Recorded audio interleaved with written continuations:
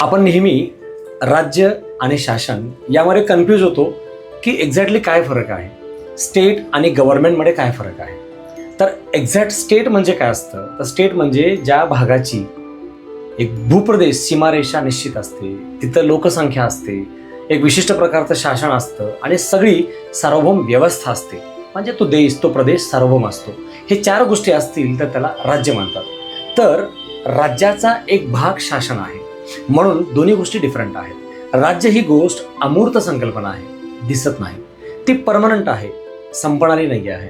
आणि शासन मात्र हे बदलणारं आहे, ती मूर्त संकल्पना आहे, दिसणारी गोष्ट आहे.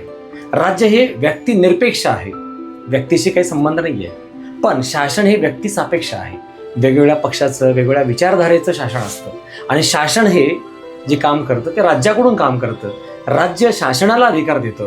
आणि म्हणून शासन या व्याख्येत कोण कोण येतं, तर शासनामध्ये शासन व्यवस्था म्हणजे कार्यकारी मंडळ, कायदे मंडळ, न्याय मंडळ, प्रशासन व्यवस्था हे सगळं एकत्रपणे शासन या व्याख्येत येतं. म्हणून लक्षात ठेवा, आपण आमदारांच्या गाडीवर किंवा मंत्र्यांच्या गाडीवर शासन असतं, तर न्यायालयाच्या गाडीवर सुद्धा शासन असतं.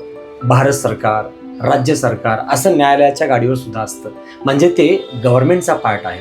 जे गव्हर्नमेंट म्हणजे आपण अनेक वेळा गव्हर्नमेंट म्हणजे फक्त मुख्यमंत्री, मंत्रिमंडळ, राज्यपाल असं समजतो. केंद्रात राष्ट्रपती किंवा मंत्री, प्रधानमंत्री म्हणजे शासन असं समजतो. पण शासन म्हणजे फक्त मंत्री किंवा मुख्यमंत्री, प्रधानमंत्री, प्रशासन एवढंच नाही, तर कायदे मंडळ आणि अगदी न्याय मंडळ सुद्धा शासनाचा भाग आहे.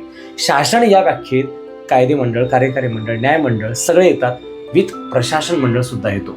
पण राज्य ही व्याख्या मात्र अमूर्त संकल्पना आहे, न बदलणारी. शासन व्यवस्था ही बदलणारी आहे, विशिष्ट कालावधीसाठी असते. राज्य आणि शासनामध्ये हा फरक आहे. तर राष्ट्र ही संकल्पना त्याच्यापेक्षा डिफरंट आहे.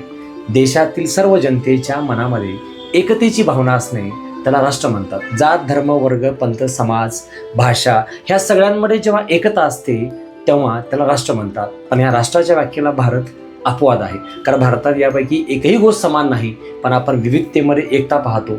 म्हणून भारतात राष्ट्र ही संकल्पना विकसित आहे. आणि आज 75 वर्षाचा राष्ट्र हा भारत एक देश म्हणून सुरक्षित आणि विकसित देश आहे या राष्ट्र संकल्पनेच्या बाबतीत.